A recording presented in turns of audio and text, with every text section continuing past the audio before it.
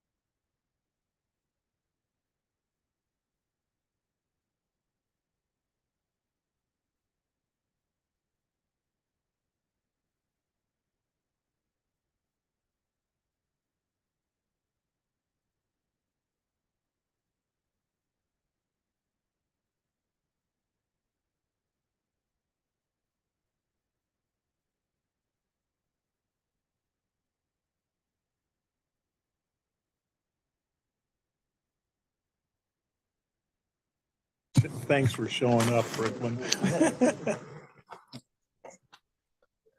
Mr. Rickman, for once you're needed for something. We appreciate you being here. I try to do my part. We ready? Oh, Dr. Sheriff. They were ready, Dr. Sheriff. Oh, he's out there. Yeah. That's why they needed. Oh, that's for me. Hey, Chairman, I just want to let Yes. you, Samira said I didn't have to show up today. So, but I did it anyway because I believe in teamwork. I think we're good now without you if you need to leave. All right. Good morning. Good morning and welcome to our meeting of the San Joaquin Valley Air Pollution Control District Governing Board. We have board members participating in person at our offices in Fresno, Bakersfield, and Modesto. We will do our best to facilitate a smooth meeting with public participation via Zoom and webcast. Before we begin, here are some important guidelines and general instructions for the meeting. Please silence your other communication devices, such as your cell phone. During the meeting, all public participants will be placed on mute by the host. Public members will not be able to mute or unmute manually. Audio for members of the public will be unmuted once they are recognized to make a public comment. After each agenda item, the chair will announce public comment. The clerk will recognize any public attendee who has indicated they wish to speak. Madam Clerk, may we have a roll call? Okay, good morning, Mr. Chiesa, Mr. Couch, Here. Ms. Escutia Brayton. Here. Ms. Lewis, Mr. McCauley, Mr. Mendez, Here. Dr. Pacheco Warner. Here. Mr. Pereira, Mr. Reyna, Mr. Rickman, Here. Mr. Robinson. Here. Mr. Rodriguez, Dr. Sheriffs, Present. Ms. Nguyen. Here. Ms. Schicklin. Here. Through the chair, we have a quorum.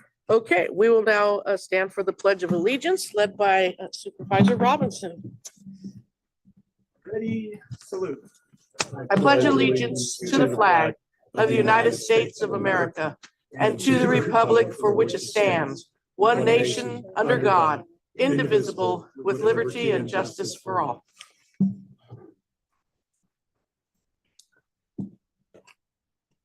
All right, our first item is to approve the consent calendars, items 13 through 17. These items are considered routine and typically approved by a single vote. Is there anybody who would like to pull an item from the consent calendar?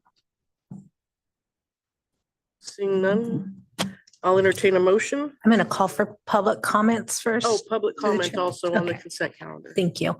Bakersfield, do you have any public comments on the consent calendar? No public comment in Bakersfield. Thank you. Modesto, do you have any public comments on the consent calendar? No public comments in Modesto. Thank you. Are there any members of the public in Fresno that would like to comment on this item? Seeing none in person, we do have one online. Thomas Menz. Good morning, Thomas. Before you close book on last month's minutes, a simple request in response to a board member's comments that came near the end of that meeting. Good morning, ladies and gentlemen. I'm moved to speak this morning as a humble, if not earnest, student of history. I'm Thomas Menz, a faithful listener to proceedings here, and my ears were pricked when the gentleman representing the county of Fresno, the county in which I reside, urged us to remember and learn from history. A very valuable bit of advice, if followed. And I've followed closely and literally, as though the lives of my family depended upon it, CARB's daily measurement and accumulation of historical data, especially for particulate matter. The mere quarter century, less than 3 decades of direct measurements of air quality in the valley such as we have. And indeed, in spite of achievements, I'm sure you're all aware, you all know the challenges that remain and that are embodied in that record.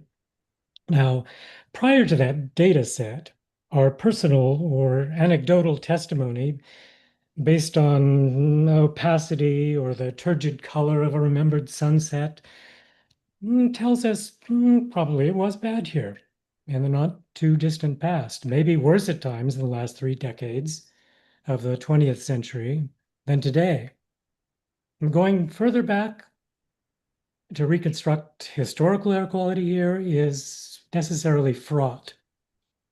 It would be false to conclude that air quality has always been bad and forever in the San Joaquin Valley. Ahistorical, I would submit. And I hope the gentleman from Fresno County did not mean us to extrapolate from the single observation of a single Spanish explorer on a single day. Surely we're not meant to fasten upon a single observation hundreds of years ago and posit that as generally indicative of past air quality in the San Joaquin Valley. So I'd be interested, newly earnest student of history that I am, if the gentleman from Riverdale could be so good as to provide us with a citation, if he can, and include that in the record of last month's proceedings. I thank you. Okay, thank you for your comments. Do we have any other? No other indication of online comments. Okay, so I had a motion by Supervisor Robinson and a second by Second. Supervisor Mendez. Roll call, please. Okay, Mr. Couch, Yes. Ms. Escutia Brayton, Aye. Mr. Mendez, Aye. Dr. Pacheco Warner, Yes. Mr. Reyna has joined us. Yes. Thank you. Mr. Rickman, Yes. Mr. Robinson, Yes. Dr. Sheriffs, Yes. Ms. Nguyen, Yes. Ms. Shuklyan. Aye. Through the chair, motion passes. Thank you. Item 5 is public comment. This time is provided for members of the public to address the board on matters within the board's jurisdiction. Members of the public are requested to reserve comments on agenda items 7 through 9 until those items are heard. Each of those items will include a separate opportunity for public comment at that time. Please note that state law prohibits the board from taking action on items not listed on the agenda. Do we have any public comment this morning? Bakersfield, do you have any members of the public that would like to comment? No public comment in Bakersfield. Thank you. Modesto, do you have any public comments? No public comments in Modesto. Thank you. Are there any members of the public in Fresno that would like to comment? I have one coming to the podium. Good morning, Manuel Cunha, President East State Farmers League. I just want to, being that this is a short agenda, that means I can have 4, 5, 10, 20 minutes. Say that. But I just want to come up here and thank first Samir and his executive team, Jamie Holt, for the great work that everybody came together on allowing the CARB, the Air Resources Board Chairman, and her executive staff as well, Dr. Pacheco Warner and Rusty, were at the tractor crushing event on Friday. But the tours for the 2 days with the ARB staff and the district staff was incredible. We actually had ARB staff pick mandarins, buddy. They actually had to go with clippers and bags. And the contractor figured that at this rate, he might as well file for bankruptcy. A worker next to them had a full bag of 60 pounds, and one of the executive ARB people had, I think, 12 in the bag. So we decided that that was not their forte. But again, the tours were great, visiting all sorts of operations. But I do want to let the board know that we in agriculture appreciate the opportunity to work with the California Air Resources Board and to educate the staff, especially a lot of new staff. Secondly is Samir's team and this board for all the work that they have done in helping us prepare for the event and their efforts, and especially Jamie Holt. Tremendous. And I think once, after all these years, 2008, Jamie Holt finally was able to get on a tractor and crush a tractor. She was pretty vicious with the machine. She was not gentle. And I don't know if it was frustration or just wanted to exert some strength. So again, I want to thank the board and everybody for all the work, and especially Chairwoman Lauren Sanchez for all the stuff that she did and being supportive, Dr. Pacheco. And Ag appreciates that very much. So thank you. Thank you, Manuel. Are there any other commenters in Fresno? Seeing none, we do have a few online. Connie Young. Good morning, Connie. Good morning. Can you hear me?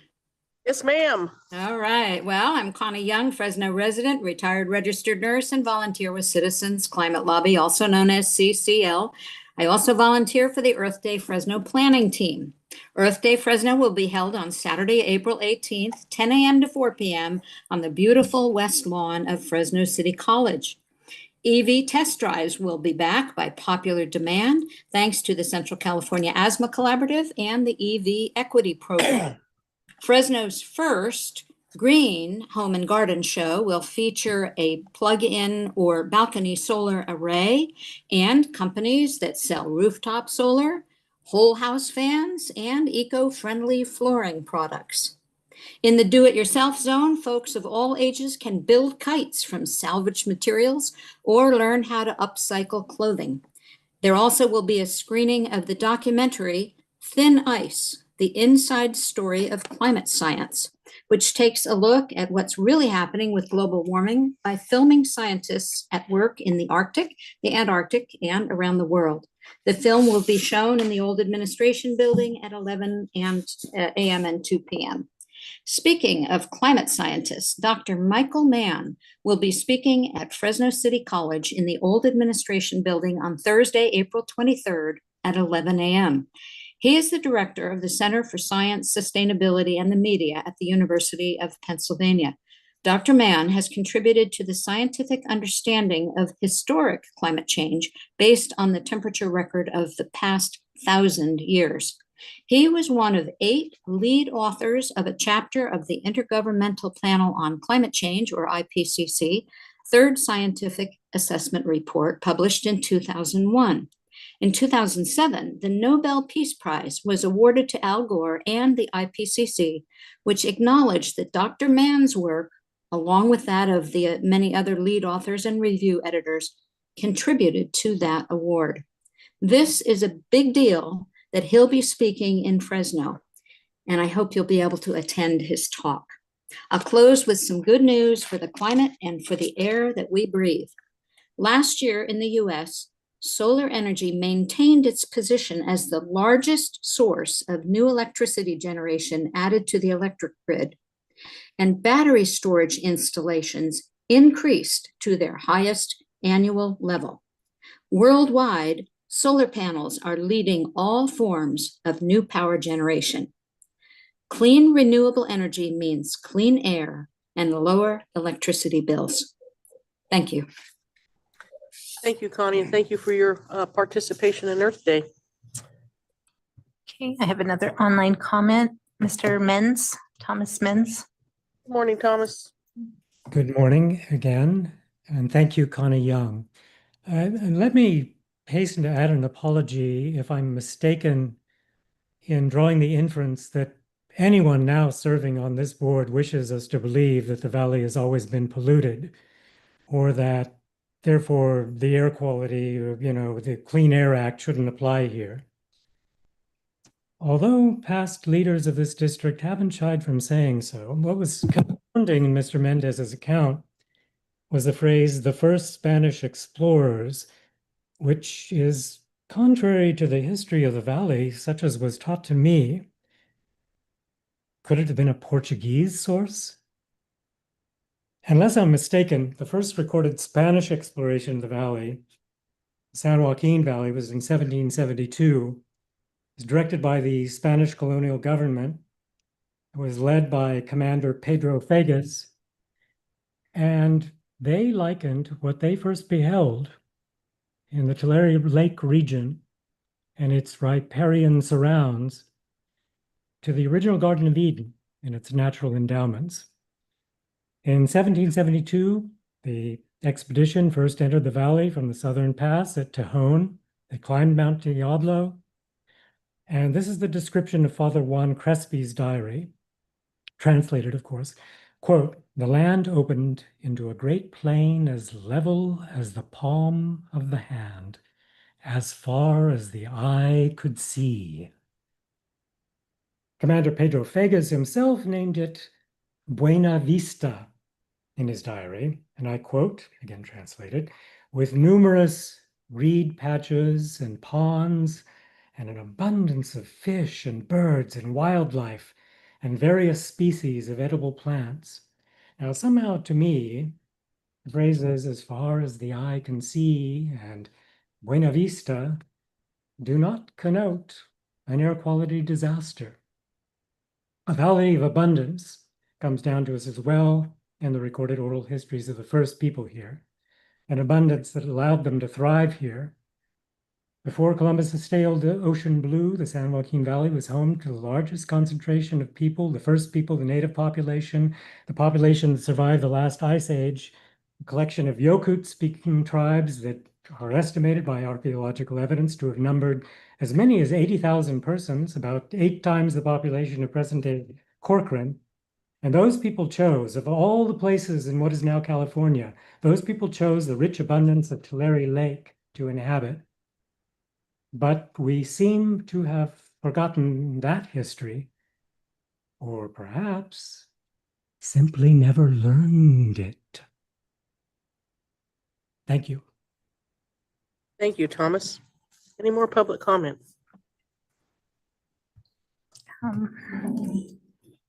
There are no other indications of public comments online. Okay. We will move on to item 6, which is a report on the District Citizens Advisory Committee activities. Mr. Cunha. Good morning again, Manuel Cunha, member of the CAC. In your package, you have the report from our last meeting. I'll make it quick. The importance, I think I want to acknowledge for Dr. Pacheco Warner, who stepped out here for a minute, but the ARB did a presentation that we've asked for them to do, and it has been really good.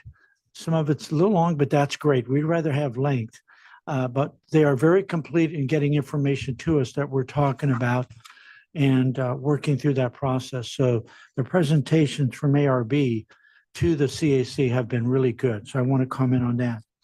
The APCO talked about the $3 million funding from the California Resources Board under the climate heat impact funds that they have came to the district. So there was discussions on that from the APCO. Secondly, a big item of discussion was research.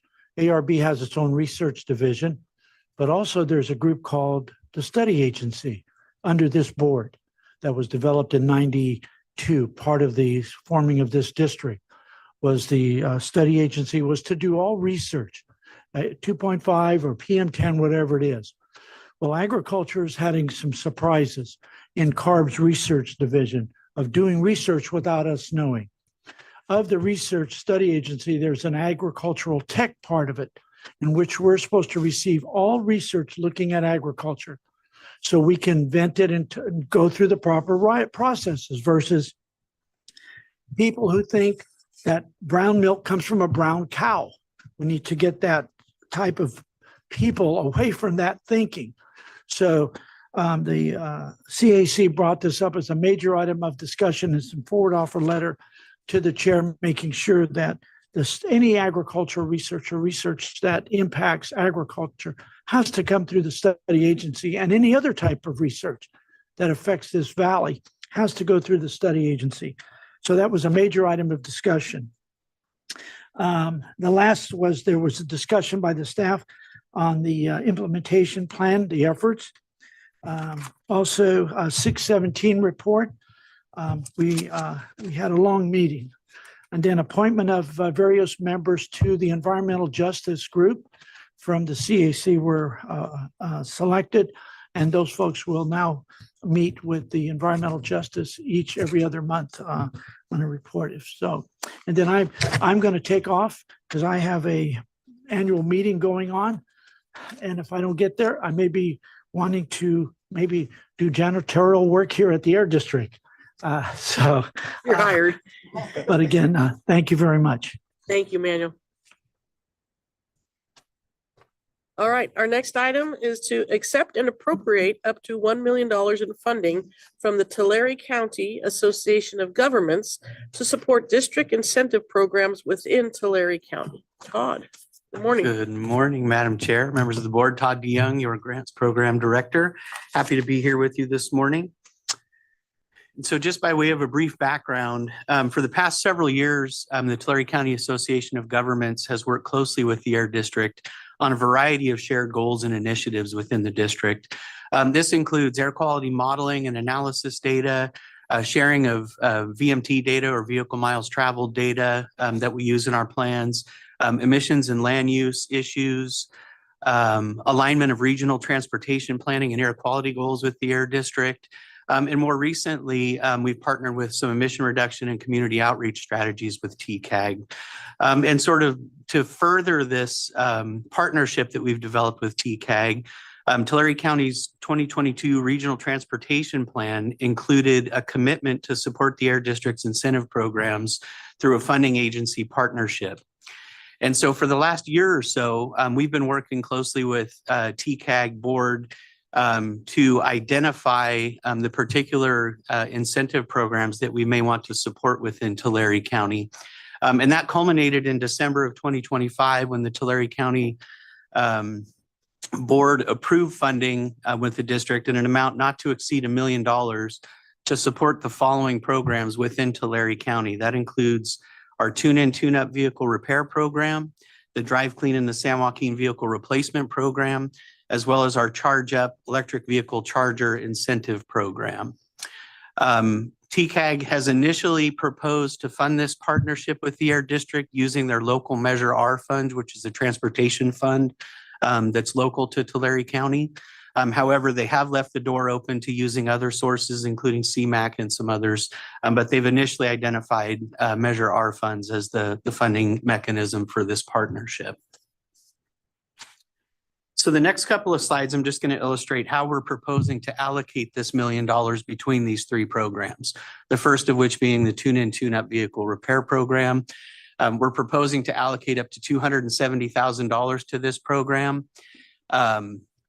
We've operated this program district-wide since 2011. It's a groundbreaking program that provides low-income Valley residents an opportunity and funding to make emission-related repairs to their vehicles. It significantly reduces emissions in the Valley's disadvantaged communities.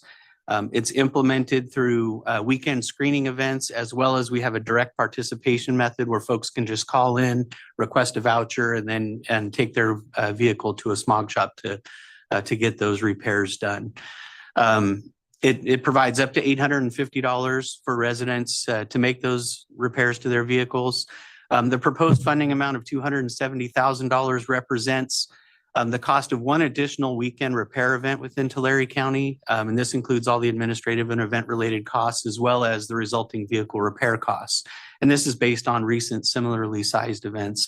And I think it's important to note that in all of these programs, this funding is additive, and it will not take away from any of the other funding that would have been allocated to Tulare County through our Valley-wide program. So these are additional events, additional program dollars that are going into Tulare County. Next up is our Drive Clean in the San Joaquin Vehicle Replacement Program. We're proposing to allocate up to $600,000 of that million to this program. Again, we've implemented this program since 2015 as a companion to Tune In, Tune Up. It really focuses on those vehicles that really should just be off the road, and it doesn't make sense to repair a lot of these vehicles. So we developed this program to really just get those old cars off the road permanently. The eligibility and incentive level are determined by income level, disadvantaged community status, and the type of replacement vehicle that's selected through the program. Folks can receive up to $12,000 towards the purchase of a newer, cleaner vehicle. And the highest incentive levels are provided to those applicants. We have kind of a funding matrix in this program. The highest levels are provided to those applicants in the lowest income level that reside in a disadvantaged community and then choose the cleanest available technology for their new vehicle. The proposed funding of $600,000 represents about 40 vehicle replacement projects plus or minus, and that includes all the associated administrative costs that go along with administering this program. And finally, the Charge Up Electric Vehicle Charger Infrastructure Program. We're proposing to fund this program in an amount up to about $130,000. Again, we launched this program in 2015 to promote the use of clean passenger vehicles and to further support the district's commitment to innovation and clean air technology throughout the Valley. We've seen increasing participation in this program over the years as Valley electric vehicle adoption rates have continued to climb year over year. We provide funding for both Valley public agencies, private businesses, property owners of multi-unit dwellings, including apartment complexes and condominium units, to install those electric vehicle chargers to support light duty electric vehicle adoption in the Valley. Typically, funding is allocated in this program on a first come, first served basis and is available to offset up to 100% of the cost of these installations. However, we will work closely with TCAG if they have any existing electric vehicle readiness plans that they want to make sure that this money is going towards implementing those plans. So we'll be in contact and in close coordination with TCAG when we decide what types of projects to fund in this program in Tulare County. The $130,000 just basically represents about 25 level 2 single port chargers, up to 20 level 2 dual port chargers, or up to 5 of what we call the level 3 DC fast chargers. Those are those more powerful and quicker charging installations. So the proposed funding targets that I just talked about, those are targets. They may change slightly based on demand for the programs, the project costs, what they end up being, and as well as project availability within Tulare County, given the conditions that would exist in Tulare County at that time. Prior to any changes in funding, if we do propose to switch funding and shift some funding between those 3 programs, we would obviously consult with TCAG and make sure everybody's on board with any of the proposed changes that we would make. Upon approval today, the district will work closely and quickly with TCAG to identify that final funding source. Again, we think it's Measure R funds right now. And then we'll enter into whatever necessary appropriate funding agreement to get that funding transferred to the district and get those projects implemented as quickly as we can. It will include a schedule of reporting, whether that be monthly, quarterly, annually, to make sure that we're providing Tulare County with the feedback and the results of the program data within Tulare County. And then again, we would also work to modify any existing agreements that we have with subcontractors. In this case, it would be Valley Clean Air Now or Valley Can, which is our implementing partner on a couple of the programs that I've talked about this morning. And so with that, the recommendations are before you. They're also included in your packet. That concludes my presentation. I'd be happy to take any questions. Do we have any? Oh, Samir, I apologize. Through Go the ahead. chair, no, I just wanted to close the presentation by acknowledging and thanking the executive director of TCAG, Ted Smalley, and his amazing team for the conversations and the ultimately this proposed partnership. I also want to thank you, Chair Shuklian, in your prior role as chair of TCAG and then as a board member of TCAG. I know that you've been a big supporter of this, and just appreciate the board of TCAG for also having had the innovation and foresight to see these opportunities, and just want to appreciate just the ongoing partnership that we've had leading to this proposal today. Thank you. Hey, thank you. And yeah, I was just going to say thank you to the staff here, and Ted and his staff just do amazing things. And, you know, Measure R was a 1/4-cent sales tax initiative that has been very successful in Tulare County. I think we brought in over $1 billion in projects, but written in a way that we can also do things like this. So thank you for working with them on that. And I'll open it up for any director questions. Dr. Sheriffs. Thank you. Yeah, once again, opportunity, collaborations, great track record for the district in terms of efficient use of funds, transparent use of funds. So a great place to partner. So this is up to $1 million. Is there a minimum? Is one question. And another question, yeah, I'm assuming it's as funds are available, but how will this be reported back to us in terms of money coming in and being used to help support these projects and bring more services to Tulare County? Let me answer that last question first, and I think Todd you can help me with that, and then you can maybe answer the first one. Great questions, the chair. As far as reporting goes, any money that comes through the district is going to require inclusion in the budget, and then not only through those actions, whether if it's anticipated early enough, we go through our annual budget process. If it's coming in mid-year, it'll require adjustments to our budget. And so there's opportunities every time we do that to talk about how that partnership is going. We also talk at length in our budgeting process about the various incentive funds that we get. This would be one of those, assuming that we're able to see funding programmed on an ongoing basis, and we'd be able to share, what those amounts are, how they're being used. So there are some good opportunities, I think, just through the regular process of receiving funds and talking about this. If there's more than that desired by the board, we're happy to report even further. As you can see across our different funding programs, there's quite a bit of funds that come through. So we do try to report, and very often, and you'll see this also when every year we come to the board with our recommendations and contracts with entities like Valley Clean Air Now. And so I would imagine as we talk about those contracts as well, we're also reporting on how the program is going. So I think there's quite a bit of opportunity for hearing about that, but it is something that as a pilot, sort of an effort, with this one cog, it's something that we're going to be watching very closely to make sure it's successful, because I do think that in the future, we want to demonstrate that these partnerships can work well. And so we're very interested in making sure that that sort of information is getting to the board. Yeah, and I'm thinking, because this is in a sense a pilot, and wouldn't we be thrilled if other counties in the valley took advantage of this? So I'm just thinking a different kind of reporting back would be appropriate to be sure that we're highlighting how it's going. Really as an invitation to other county organizations to let them know the success. If the board, Oh, go ahead. I was just gonna make a suggestion based on that. I was just gonna say, yeah. it's a pilot on proven programs, Yes. which makes it Yes. nice. So Understood.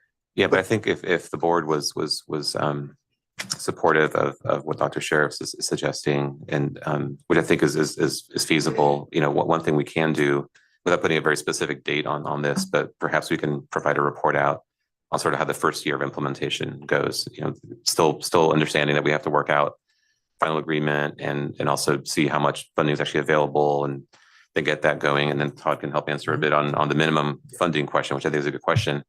But we can look at sort of that first year and provide a report out and how that goes. And maybe it's at the study session, maybe it's at a different meeting, but we can look for that opportunity just specifically on how this goes for that first year. If that makes sense. I think so. Okay, Councilmember Rodriguez. Thank you, Chair. And for the record, I am here.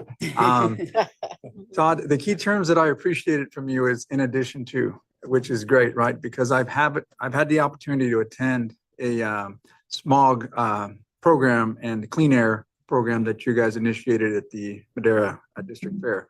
So, and you know, I appreciate the fact that, I don't know if we want to call this a pilot or not, but I sit on a MPO, the Madera County Transportation, and I brought this also through our meeting, is this would be a good way for us to meet some of the goals that are designated in our RTP and SCS, right?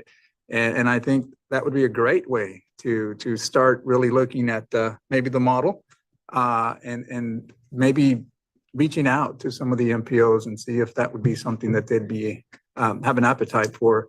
I know not everyone, I'm not sure if every county has a measure, kind of like Tulare, but I know we do have a cent sales tax, and we can certainly utilize some of those funds to go towards these programs specifically for our county. Again, not to take away from the process that's already underway, but just to build on it, because it seems like our chair said, that's something that you've already proven it's built on, and we can certainly add to that. So I appreciate the in addition to comments there, Todd. Thank you. And thank you again, Samir. I talked to you on this the other day, so I appreciate that. Okay, not seeing any other requests to speak. Do we have any public comment? Do we have any public comment, excuse me, in Bakersfield? No public comment in Bakersfield. Thank you. Modesto, do you have any public comment? No public comment in Modesto. Are there any members of the public present in Fresno that would like to comment? Seeing none, we do have one online comment. Thomas Menz. Hello, Thomas. Hi, I am so glad and so appreciative of all this progress in these programs. Call me naive, if you will, but maybe the 5 or 6 million internal combustion engines still operating every day here in the San Joaquin Valley have more to do with our continuing air quality challenges than any lingering taint of history. I just note that I received a RAN level 3 notification a few minutes ago for PM25, and I'm a sensitive groupie member. You know, this board's previous APCO was wanted to cite the report, it occurs to me, of the 1865 Whitney survey. California was already our 31st state by then. The Whitney survey famously sheltered in Pacheco Pass following a 2-year drought and encountered just a terrific dust storm. We still have occasional dust storms here. Terrible for air quality. Mr. Sadhedran loved to quote that dusty part of the narrative. What he'd leave out is the Whitney party's description 2 days later, once the survey team had actually entered the valley and stopped with considerable relief to water the horses and the oxen and wash away the grit from all that dreadful night they'd endured in Pacheco Pass. Their description of that June 1965 day at Fresno City, it's near Fresno Slough, is nothing short of paradisical. They beheld before them, or actually behind them, the Coast Range to the west, whence they'd come, and were glad to leave behind. And each mountain was now etched in exquisite relief. And equally vivid before them, under blazing blue skies, the majesty of the Sierra Nevada covered with snow. I always wondered why Syed left that lovely description out of the narrative that he was peddling. Good historians do not cherry pick. a garden of Eden, a garden in the sun. No wonder the first people thrived here, and no wonder the first settlers here called it a sanatorium to the world. And no wonder that the City of Fresno Chamber of Commerce printed maps in the 20s and 30s. I still have one, extolling the clean air to be had here. They had various slogans they printed on the covers of their maps that they published. I think we should remember that history. I thank you so much for the forward progress. All right, thank you, Thomas. Do we have any more public comment? Double check, no other online comments. Okay. Move, accept, and appropriate. So we have a motion Two. by Dr. Sheriffs to I'll accept second the recommendation with a second by Supervisor Mendez. Okay, Mr. Couch, Yes. Ms. Escutia Brayton, Aye. Ms. Lewis. Yes. Mr. Mendez, Yes. Dr. Pacheco Warner, Yes. Mr. Reyna, Yes. Mr. Rickman, Yes. Mr. Robinson, Yes. Mr. Rodriguez, Yes. Dr. Sheriffs, Yes. Ms. Nguyen, Yes. Ms. Shucklian. Aye. Through the chair, motion passes. All right. Thank you again for all the work on that. And I will also share that with the folks at TCAG. Thank you. I think Supervisor Mendez, you were one of those original Portuguese explorers, right? Yeah, but I'm Azorian. Azorian, I Yeah, apologize. Watch that. That's true. All right, we are now on item 8, which is a discussion and next steps on residential wood smoke reduction strategy and report on 25-26 winter season air quality. Good morning, Madam Chair, Board. I'm Robert Gillis. I'm a program manager in the district's Air Quality Science Department. We're going to start today with a just overview of the public health impacts. Some of the most important reasons, of course, to be talking about wood burning emissions. Scientific research does strongly link prolonged inhalation of wood smoke to a variety of health effects, including lung disease and decreases in lung function for children, and hypertension, heart disease, cancer, heart failure, neurological effects are some examples and outcomes from inhalation of wood smoke.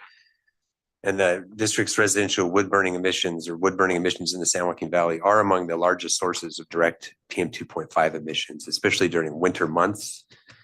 When during this time of the year in the winter, the evening inversion layers they magnify both the concentrations and the exposures to the residents in the neighborhoods. And there have been significant air quality improvements due to the overall residential wood smoke reduction strategy. This residential wood burning curtailment program is a highly cost-effective public health measure here in the Valley. There have been very large PM 2.5 reductions, and it comes at a very low implementation cost as well. And this program improves public health by reducing the emissions where and when they are most needed. So some examples of the progress that we've been talking about from the significant reductions in the direct PM 2.5 and overall PM and all the precursors of the PM emissions have contributed to attainment of the 150 microgram per cubic meter PM10 standard, the 65 microgram per cubic meter PM 2.5 standard, which is the daily standard, and very recently and impressively, the 15 microgram per cubic meter annual PM 2.5 standard was attained as well. And there have been significant progress also to the other PM 2.5 standards. So more specifically to this most recent winter season, which is November 1st, 2025 through the end of February 2026, the Valley has maintained this progress and continued the progress in improving air quality due to the overall PM 2.5 control strategy, which includes the really comprehensive residential wood smoke reduction program. So some examples of that progress we've seen in this past winter season: continued low average PM 2.5 concentrations across the whole Valley and all Valley counties, continued attainment of the federal 24-hour PM 2.5 standard of 65 micrograms per cubic meter, As an example, also 93% of the days in this winter season period were below the more stringent 35 microgram per cubic meter 24-hour standard as well. And then just looking month by month in that 4-month period, November, we had only seen one exceedance of that 35 microgram standard in November, which is a new record low. So if we can track month by month, we see improvements in the season and throughout the season by doing that kind of a comparison. Also in December, we only saw 4 exceedances of that 35 microgram standard. So this is a significant improvement as well. And there were also 0 days across all counties in the valley during this winter season where there was unhealthy or above air quality. And that's on the AQI scale. So this is the first time where we've seen that as well. So we've, in this period, maintained continued progress also in the number of good and moderate AQI days, which these good and moderate days are the 2 categories that are below that 24-hour standard. So the increases in those groupings also are continuing to remain high. And we'll have some further slides in the presentation that show that progress and comparisons. And then also the winter PM2.5 speciation analysis for winter seasons, recent winter season also shows us that key components of the PM2.5 are reducing compared to historical highs. We have a further slide on that one too. And then as a tie back to the district's rule 4901, which is the specific rule that implements these measures. This was the 7th winter season implementing the new strategy, which was a result of the 2019 rule amendments for rule 4901. And at that time, the rule amendments resulted in lowered curtailment thresholds, established hotspot counties, and those are Madera, Fresno, and Kern. That effort also included public education and incentive program enhancements at that time. And there were new requirements for fireplace remodels and enhanced compliance during real property transfers. And there were enhanced visible emissions limits established at that time. A lot of colors here and information, but I'll just walk through very quickly. This table just helps represent the curtailment declarations. So when the district declares a no burn day anywhere in the valley during the winter season 25-26, that's at the bottom. That's the most recent. And then it's just broken down by that significant rule 2019 rule amendment period. So just kind of to show the before and the after. And we do continue to see this most recent winter season a slight increase in the number of curtailments that were called, but overall, the total number of county days where curtailments were called is trending downward, which is partly indicating the improved air quality in general. I'm sure when it's 92 degrees in March, also that helps curtail some of that burning. I hope. I think there's some help there.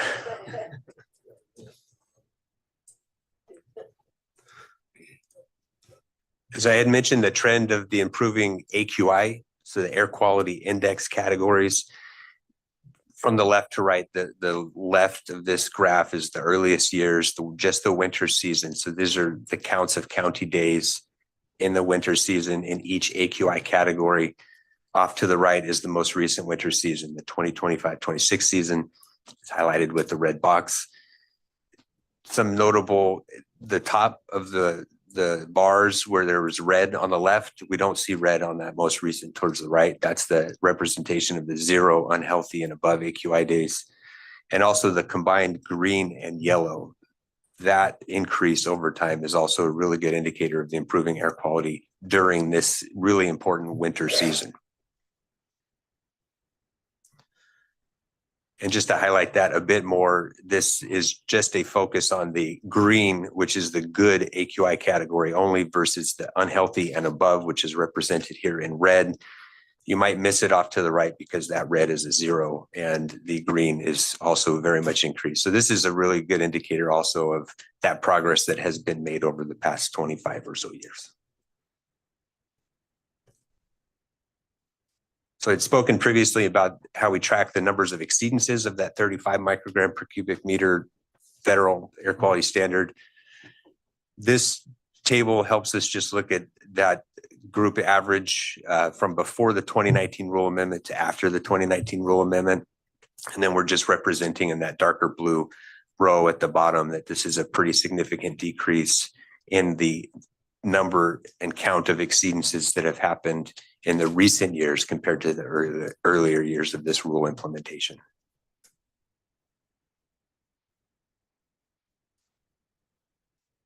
Another way that we're tracking the effectiveness and that we can help evaluate the effectiveness of the overall program and the residential wood reduction strategy as a whole is to compare average PM 2.5 concentrations from from the season before the rule was amended to just after when the rule was amended. And so there's a lot of bars here, but the vertical dashed lines just indicate when the rule amendments happened, 2003, 2008, for example. And then to the left and right of each of those lines, you can compare both of those bars. The cool patterns and the different boxes in there just are helping to represent each month, the average PM 2.5 concentration of that month, how it contributed to the whole season average. So we see both decreases in the size of the total columns, but also changes in the monthly averages. And that helps us also to understand when and where the rule is effective. And we see those improvements all the way up to the most recent season, which is to the right on this graph.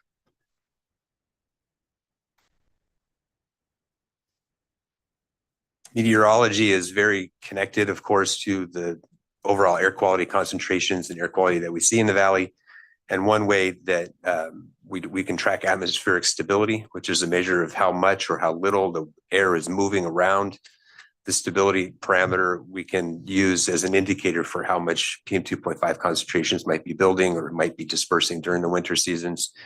In this graph, the darker solid blue bars are the stability parameter for the most recent winter season, and the slash more other bar there is just the 5-year average. So if we compare this recent season to the 5-year average, we see in December, January, and February, we did experience a higher stability parameter, which means that there was overall average less air movement happening during those months.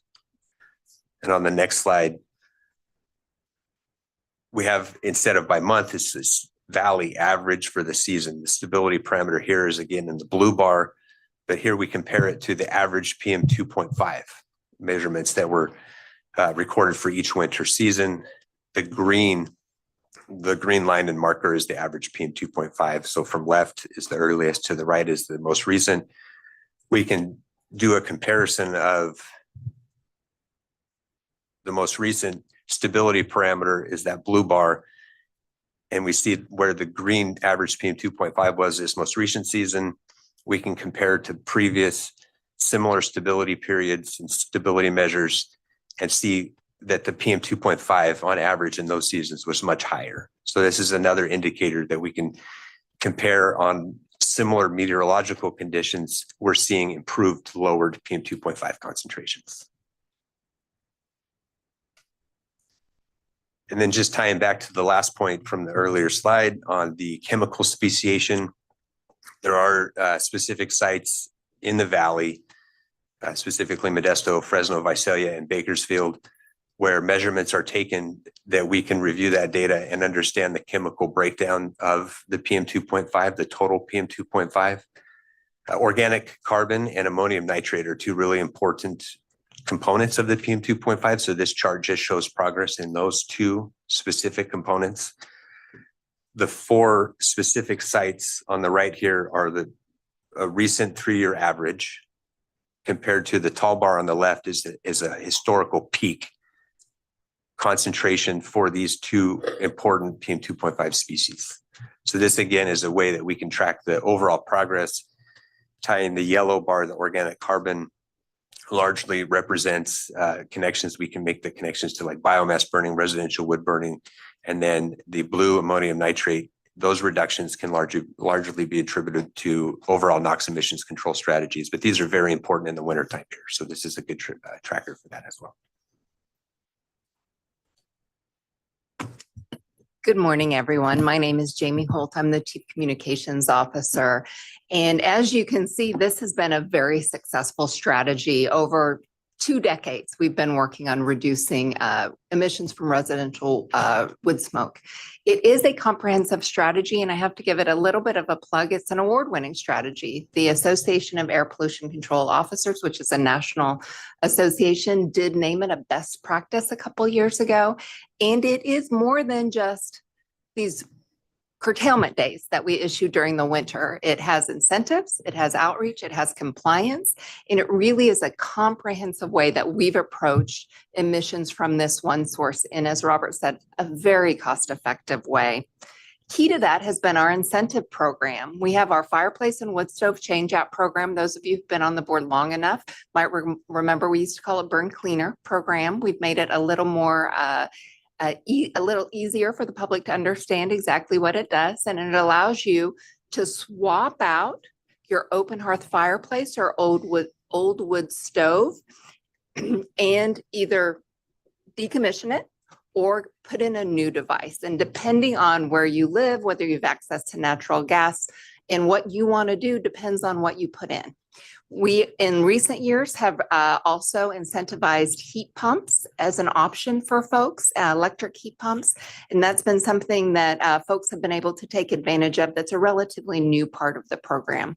The incentive levels range from $750. That's if you're just decommissioning your fireplace. You're going to put a big metal lid on top of it or wall it up, to $5,000 on the higher end for that more expensive heat pump replacement.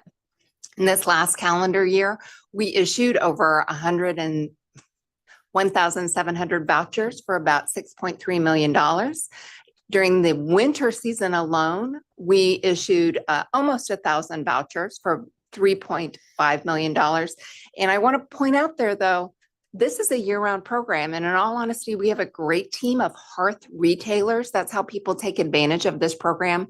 We have nearly 70 hearth retailers up and down the valley. They're pushing this program year-round. It's not something that's just happening during the winter months. Since 2009, we've issued over 32,000 vouchers for about just over $71 million. This continues to be one of the most recognizable programs of the district. When we go out and do public opinion surveys, folks know about it. They know if they're going to, anymore, folks just don't have, either they don't have an open hearth fireplace or choose to put candles in it. But they're aware of it and they're making those changes. If they're that small sliver that still does use an open hearth fireplace, most folks are aware of it and are checking the daily curtailment levels. Our public messaging really is that this is a public health issue. This is about you, your family, and your neighbors. Because when you're lighting a fireplace in your home, the folks that are being most impacted are the folks inside that home and those living right around you. We really work to make sure that residents understand when we are experiencing these stagnation episodes that Robert was talking about and what they can do to protect their health and help keep the air clean during those periods. We really want folks to understand that they can upgrade with our help. And then we do a whole suite of advertising to make sure that we support these messages with some paid advertising. We do bilingual advertising on network TV, cable TV, streaming TV, billboards, social media. We do digital. That's when you decide you're going to go in and search Home Depot for maybe you're going to search for manufactured wood logs. We're going to be one of those sponsored posts that comes up and says, hey, have you thought about changing out your fireplace? We do have a very strong Valley Air app where folks can get the daily curtailment levels for your particular county. And then we do a lot of public relations work through press releases and just coordinating with the media. This is something that we're fortunate gets mentioned on the evening news in our Fresno and Bakersfield media markets, so that they mention when they're talking about the weather, they'll also mention the particular curtailment levels for that particular day for those counties that are served by those media markets. Just some statistics for the season. We had over 23,000 public inquiries to our 1-800-SMOG info line. That's just an automated line where you can get the curtailment levels. That's in English and Spanish. We have a very robust web page, over 189,000 visits to that web page. We received 266 public complaints. Those are folks calling in and saying, I think I smell smoke. Someone's burning in my neighborhood. And through all of our various outreach methods, we made 34 million total impressions across all the different platforms. This is just an example of our outreach. We've had some really great success with our Believe It commercials. Those are commercials that we've showed here at the governing board meeting where we actually profile individuals, both English and Spanish, who have gone through the program. And we use those commercials to make sure folks understand that the grant program's out there. We had a lot of fun this year with animals and that pets. I know a couple of you are very almost as into your pets as I am. And we got some good traction on letting folks know that, you know, those fur babies count too. So, so we have the regulation. We've done the supported outreach about the incentive program. We've done outreach to make sure the public understands. We do have a compliance arm to this entire strategy. Our number one goal is to get folks educated about the program and the incentives. We work hard to be out in the community. That includes nights and weekends. We have had over 3,000 staff hours spent on proactive monitoring and complaint response, nearly 600 notice of violations for this past season. That includes that results in a $100 penalty, and you can get that cut in half if you go to our ever so exciting district smoke school. Think of traffic school, almost as fun. There are higher penalties for repeat offenders. Our team doesn't knock on doors. We're not going onto private property. We use some technology that we have so that we can basically detect the smoke without really it being anything that's on private property or anything like that. It's all about making sure through our compliance activities that we're increasing public awareness, support, and making sure people understand the program. And I will tell you, most folks, maybe they just moved to the area, they're unfamiliar with the program. Once they hear about it, they usually understand. And more often than not, if they can, they go through our incentive program. Our incentive program does have a little bit of a higher level for low income folks as well. With that, I'm going to turn it over to Samir, who's going to take us home on this one. Thanks, Jamie and Robert. And I think you said most of it. So I'll just say a couple of closing comments here. This strategy is a hallmark leading strategy for this board. It's been developed over many years, as Jamie mentioned. It's taken a lot of work to get from where we started, which was primarily an education campaign, to one now where it's multifaceted, and one where I think residents in the Valley largely understand the reasons for this and the value of working together to keep reducing emissions in the sector. We made a lot of progress in that regard. Can never take our foot off the pedal though with this, right? There's ongoing challenges in making sure that the residents that are so critical to making this work understand the value of this, the public health importance of this, that there are solutions, there's grants available, and that they can play a huge role in helping us reach those clean air goals that we all are so much interested in achieving.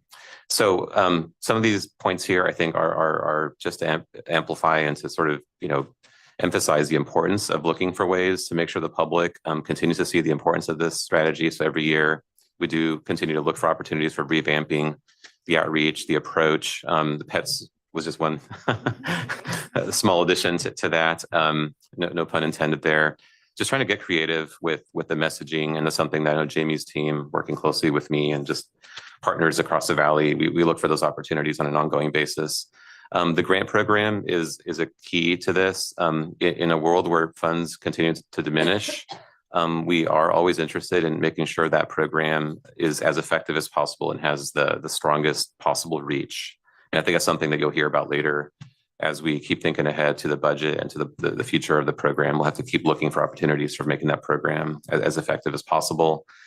The public opinion survey that you see on the slide here, this is something that we are definitely going to be coming back to the board to have conversations about what sort of survey, what sort of priorities in terms of focus of the survey do we want to do, including this as one of the key parts of that survey, to make sure we understand public sentiment around this issue.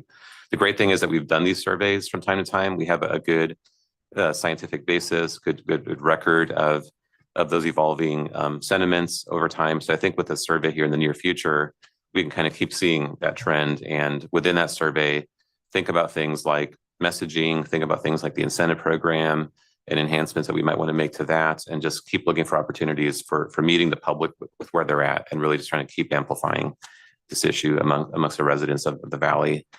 The research part of this is also critical. I think as we keep seeing PM 2.5 concentrations drop, it's really important that we continue to update our understanding of what exactly is causing the remaining PM 2.5, what role residential wood burning plays in that, along with some of the other categories, so that when we develop new plans and strategies, we're all really just focused in on the things that make the most sense. So some of the comments earlier around the study agency and research and CARB and partnering with different stakeholders throughout the Valley are going to be critical to making sure that we have the best science as we think about the next generation of plans and regulations. And with that segue, this strategy is an evolving strategy. This is something that, as I've mentioned, and I think you've heard a couple of times, we keep looking for more opportunities to do even more in this space. So we are actively in the process of thinking about this program in the context of making further amendments to the rule. I think that should be informed by the public and by things like the survey, and really thinking about where are those remaining opportunities. I also wanted to highlight for the board and the public that the rule does contain in it, it's already part of the rule, it's been adopted by your board, what are called contingency triggers. These are triggers that are automatically put into place in the event that there's a finding that the region does not attain any of these remaining PM 2.5 standards. Wanted to make sure this on everybody's radar. There's always that possibility. It's something that we'll be reporting out on in more detail in April at the next board meeting. We have an update on plans and where some of these different issues are. But there is going to be an evolution of the strategy over time, as either we're working on the rule and thinking about opportunities. We have a commitment in our PM plan to look at that, to keep looking for even more emissions reductions here, or with the actions that your board has already put into place through the contingency measures that are actually in the rule already. We are going to see continued evolution in this space. And as that happens, also coming back to the board to keep talking about, what can we be doing to make sure residents, number one, are educated and really just empowered and are part of this solution, because there's really no way that this whole effort works without the residents of the Valley really understanding the reasons why it's important to keep reducing wood burning in their communities. And so with that, I'll turn it back to you, Madam Chair, and the board for any questions or comments. I do see some questions. Councilmember Escutia Bratton. Thank you, Chair. And congratulations to all on the success of this program. It's wonderful, and as Jamie articulated, it's well communicated, and I think it's being taken advantage of by a diverse sector of our community. In terms of the heart vendors, approximately how you indicated that we do have a good amount. Approximately how many do you think we have up and down the Valley? In the hundreds, dozens? I think there's about 70, 80 now. 70, 80? Yeah, that's a good amount. Okay, wonderful.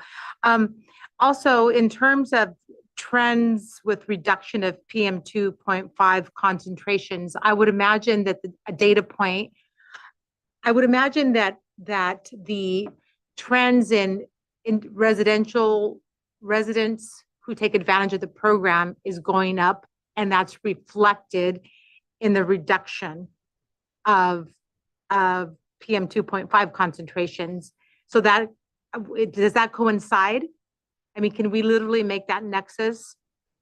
How our program is doing well and being taken advantage of, and these replacements of wood to natural gas or other devices is working, and hence air quality is improving, especially in this area of PM 2.5? Through the chair, yeah, absolutely. We quantify those reductions. It's clear that when you replace from, you're an active wood burner and you are now moving to natural gas or heat pump, we actually quantify those reductions to the 100th ton of emissions reduced, and actually have a very large and growing, as you can see with the numbers here, amount of reductions from that. And then you then have to couple that with it's part of a larger suite of measures. So I think as the education also continues, you may not participate in the grant program, but you just simply understand the importance of this and don't burn, say, when a no burn day is declared. And so you get benefit from all of these different facets of the program, but certainly the incentive program is a big part of that, as well as just the broader public that may or may not participate in that incentive program, but is more aware and is listening, to the communications and doing their part, whenever we have those periods that require people to not burn. Okay. Can someone please clarify or tell me more? I'm on the website where one can apply to participate as a retailer, but then also there's a section where it indicates residential wood smoke reduction program. If you purchased a new certified wood or pellet device through the fireplace and wood stove changeout program, take advantage of more burn days by registering your device. And then one can register your device. Tell me more about that. Through the chair, yeah, just the structure of the program is one that during certain types of curtailments, somebody who is upgraded to a cleaner certified device is able to use that device for the intermediate sort of curtailment level. It was one of the incentives that the board put into place when last amended that we're trying to think about ways that you can encourage somebody who's got an older device to move towards a cleaner device, and then for certain periods of time, for certain levels of curtailment, then have the ability to use it during those periods. So it's a 3-tier structure, and maybe I'll just refer back to call the presentation back up, slide number 5, and you might see there on slide number 5 sort of that structure of curtailments, where the diamond where this says no burning unless registered. And that's intended for those folks that have a registered device. It's a very small number of people that register devices. It's a very structured program. You do have to certify that not only has it been purchased and installed as a certified device, but you also have to make sure that it is fully, sort of cleaned and maintained and certified that on a regular basis. So there is work that you have to do to make sure, that truly it's emitting at what you would expect it to emit at lower levels, being a certified device. So the number is actually quite small. I don't have the latest number in front of me right now, but I know that it's a very, very tiny fraction of people that have replaced. So in other words, whatever allowances are created there, you don't see a lot of that happening. But it is something that in the future, the board, is going to need to continue thinking as we get feedback from residents and think about what we want to do in the future. It's one of those key components of the program that may require some reevaluation, I think, down the road. Okay, it's something that's not required, but it is an option, and there's a limited amount of folks taking advantage of it. That's correct. Okay, thank you. I'll call on the members for the chair. Dr. Pacheco Warner, go ahead. Yes, thank you. So I think for both the public and my fellow board members, I think it's important that we have a little bit more context kind of coming into the April meeting in terms of understanding some of these contingency measures a little bit more and really understanding the progress and why we're here. I think that for many people in the public might be scratching their head, why don't we just ban it all together, right? And and for some of the newer board members, it's important to understand the context of these contingency measures, that we needed to have measures in place that were real reductions that could be triggered and that had to be approved by the federal government. And so it couldn't just be, something that we wish would happen. These had to be, as board member Escutia Brayton asked, real reductions that could be measured. And so that is tricky to really be able to find measures that can do that. And so that is where this, this program really comes into play. And really, I think it speaks to, it is so effective. And so we can rely on it, right? One of the things that is important to know as we go into the next board meeting and talk about the contingency measure aspect is that this contingency measure, and please correct me if I'm incorrect at any point, but this contingency measure was approved for a couple of different standards. And we already did not need to use it for one of the standards. The 97, if I'm correct, that got approved last year. Is that correct? The annual 97? Yeah. Yeah, because we attained. And so we are making progress that can't be erased. And there are challenges that are different. So it's not always the same challenge. So while we have the annual standards, which are, can tell you the larger health effects over time, in terms of, for me as a public health person, it really is speaking to the larger population over time health conditions. The 24-hour standards are telling us those spike moments where that might be triggering like emergency department visits or things like that. And so I do think it's important to keep that in mind as well as we go into the next meeting, which is also why this particular measure as a contingency measure is so important for that like 24-hour standard type thing that, we're talking about spikes, right? So I want to congratulate you on the progress that we've made and on implementing this program. I do hope to see more, and however I can contribute to more robust education and opportunities for those that can both afford and where it makes sense to do a heat pump, that they would go that route. Again, that is not a solution for everyone, but when we're talking about if you can afford it, you have a 3 energy output for one. I mean, that is versus the 1-to-1 on everything else that we have, that's amazing. So, so as much as we can, and however I can contribute to where it makes sense to continue to push that technology. Thank you. Okay, next, Supervisor Robinson. Thank you, Doctor. Perfect segue for me. My question is about the heat pumps, and I know they're expensive, and I see where the incentive is like up to $5,000, I believe. Remind me again what the heat pumps go for, and I'm curious at this point, where are we at with that? Meaning, what percentage of the users are using them?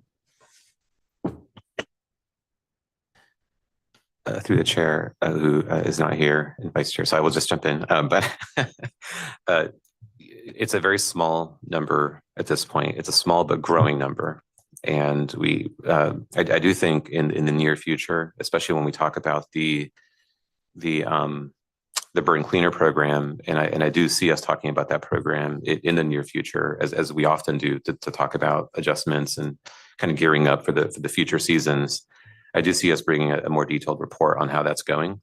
But I can tell you that it is very small still in terms of participation in the program, but it is growing. It is something that also in talking to contractors about this out there, that has become a sort of a more regular offering. So when, as a resident, you're dealing with maybe you have to replace your AC heating system, talking to a contractor, it's becoming clear that this is on the table now in terms of an option for you. Now the cost is higher, and how much higher it is really dependent on a lot of different factors. In the best case scenario, I think when you look at the energy savings and you already maybe have either a newer home or recently upgraded home, and you don't have to do as much electrical work as far as the panel and some of the other things that are involved with maybe a heat pump. The incremental cost is, I think can make a lot of sense, especially when if you're taking advantage of the grant and you're doing something that maybe helps bring that cost down. In other cases, when you have an older home, maybe there are major upgrades needed and a lot of electrical in the attic, along with your panel and some of the other peripheral things. That cost can be, very substantial. You're talking about doubling or tripling the cost relative to just a conventional replacement. So that is something, though, that we're very interested in continuing to explore, in partnership with the retailers, the contractors, and just trying to bring more data into it. And especially as more products become available, because we do know that the manufacturers are making more products available. that's continuing to ramp up. I think there is a strong future for that. It's always been around for some time, but I think you're seeing a lot of marketing around that. What we want to make sure though too is that I think this is to Dr. Pacheco-Werner's point. Often the folks that have most difficulty with these projects are the ones that for a variety of reasons, whether you're renting a home or it's an older home, just have the most difficulty in moving forward with the projects due to, maybe lower income or other challenges. So I think we do need to figure out a way to think about this, in terms of our grant program and just what role do we play and how do we make sure that those folks that have the hardest time moving forward, that we're trying to figure out ways to provide solutions in those cases. Are there many vendors that provide the heat pumps? There are, yeah. I think at this point, and I'm looking back at Todd DeYoung, our grants director, we've had conversations about this. It's looking like most contractors in this space, HVAC contractors this is becoming a regular offering. All the major manufacturers have options available, and it really comes down most often down to cost. The cost can be very substantial going from conventional to a heat pump. And that will vary significantly, again, based on your home. Hey, Vice Mayor Nguyen. Thank you. You asked a lot of the questions I did. We recently, personal experience, replaced our AC, and we looked into the heat pump, and we're an older home, so it was almost triple. But what I wanted to say too is I just wanted to thank the staff and tell you how effective this is, just on a personal experience. I do look through those little grant programs, Joyce, and I recognized a name and talked to that person, and she had nothing but glowing recommendations. She saw Amy on a billboard and decided to look into it, said the website, the staff was wonderful. The process was easy. The vendor in Visalia was fabulous to work with, and then did the phone a friend, and now that person has gone through the process as well. So your education is working. I know it takes time, but you need to hear the success stories sometimes as well. So thank you for all you do. All right, Mayor Pro Tem Lewis. Thank you, Chairman. Samir, refresh my memory on this. When we passed for lack of word, ordinance for the wood burning devices, one of the things that we took in consideration were people that were kind of living off the grid in the mountains and remote areas that weren't connected to gas and electricity, but they were able to purchase these particular stoves that would burn cleaner in our community. So this is one of the reasons, it's one of the exceptions that we allow here in our district to help people who are not able to connect to electricity and gas to still be able to have heat.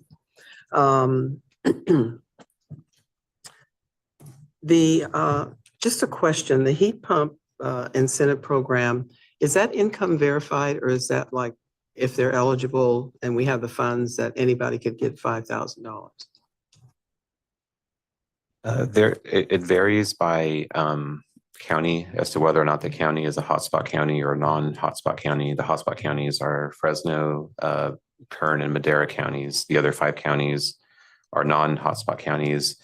And so in the non-hotspot counties, you can get up to those higher levels, whether it's a heat pump or some of the other options that are available.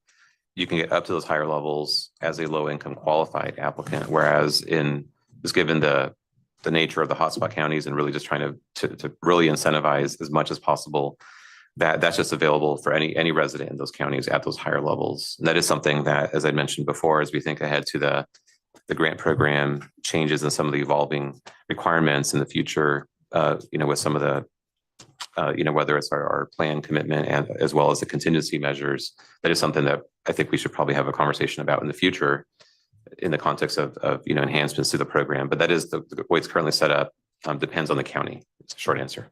Well, certainly the counties that are not hotspot, it would continue to keep them from being a hotspot if the incentive was equal across the valley. Again, that's up to the board to make a decision on. And just, my last comment is I frequently travel over to the Bay Area, and I've sent Samir some pictures more recently in the Gilroy area where farmers are still burning cuttings. And it really is a bit upsetting because that air pushes over into our area, and we do everything we can to limit the PM 2.5 and the NOx and all the various pollutants that we have in our valley. But when other air districts are not really that concerned about that particular issue, it affects us. So we're doing a great job here, but we aren't getting a cooperative help from surrounding counties who are violating state law. And that might be something, Doctor, you can take to the CARB district to talk about for other counties that are allowing this to go on, and we are suffering for it here in the valley. And lastly, just a little shout out to our fur babies. I'm glad that, you know, again, when in the wintertime, when I take my fur babies for a walk, I could put on a mask and, you know, not consume some of this stuff, but they can't. And they can't tell us what they're feeling, but they cough too. And their coughs are not like ours. Their coughs are in the form of a sneeze. So our fur babies are part of our families, and I'm happy that we're considering them as well. Thank you. Thank you. Dr. Sheriffs. Thank you very much. Yeah, what a remarkable successful road. We're hardly to the end of the path, but I just want to highlight the graph on page 12 because we used to think about atmospheric stability as the end all be all, the excuse for not getting where we needed to get. Well, it's out of our control. It's atmospheric stability. One of the important things we see here is back in the day,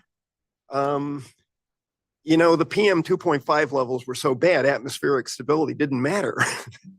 It was the PM 2.5 level that was driving all of this. And improvements over time, and we've gotten the PM 2.5 to a level now where the atmospheric stability is not the issue.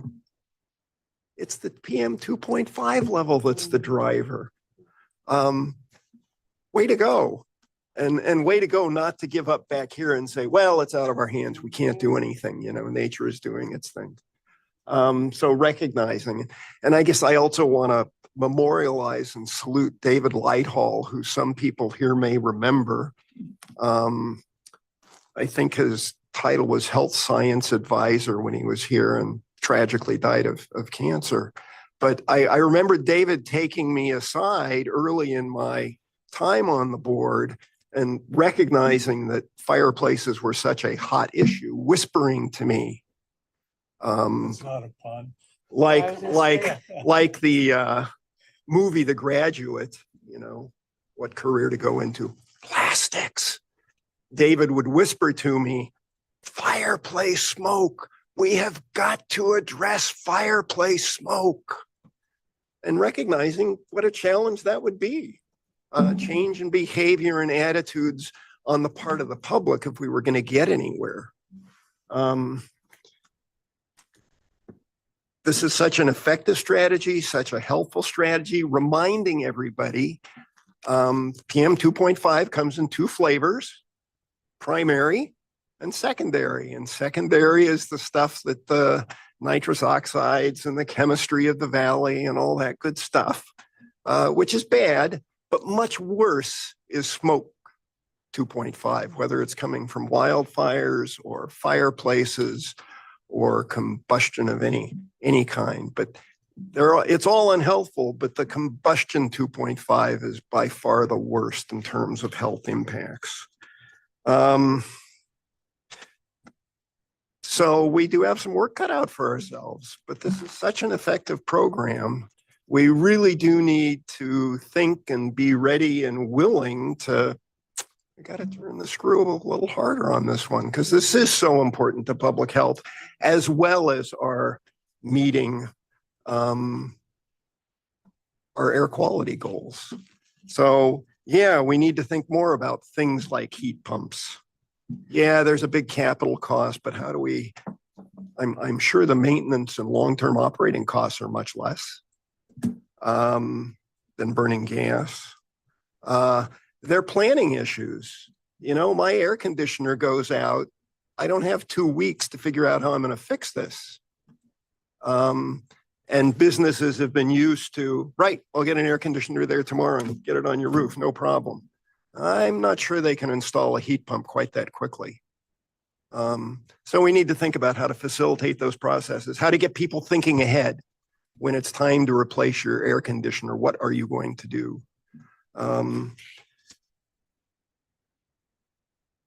You know, when we can do things like that, it supports both lowering primary and secondary 2.5.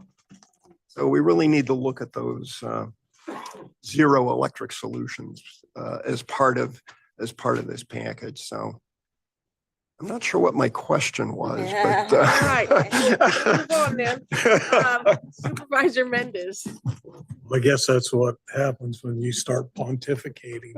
You forget your question. I used this program before I ever, came to the Air Board. Great program.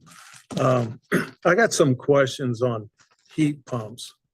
Now, a heat pump really doesn't normally work with an air conditioner. It's an air conditioner / heat pump. I'm over there looking at Todd. Usually you're talking about a package system. What's that? Yeah, usually it's a package system that Right. you're talking about. Yeah.